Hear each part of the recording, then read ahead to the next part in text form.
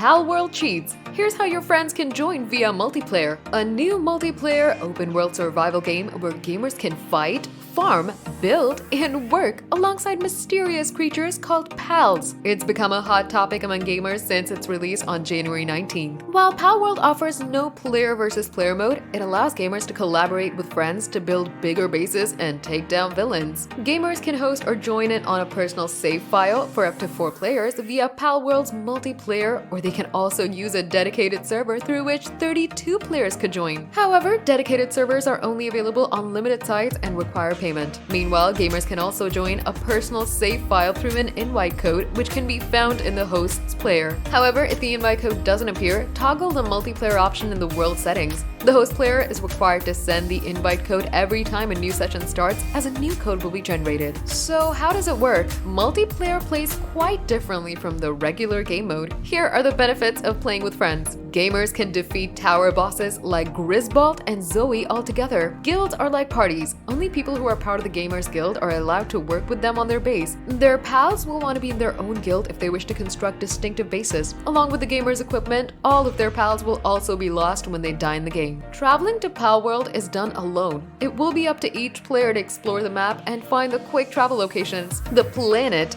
not the player, is the only source of loot. The gamer's friends cannot possess a chest or a shiny pal spear that the gamer picks up from the ground. Here's some bonus information for you. Palworld, being an early access game, has some hiccups, like not being able to jump off cliffs without falling. Therefore, gamers have to slowly climb up, and items not being counted correctly when building are not surprising.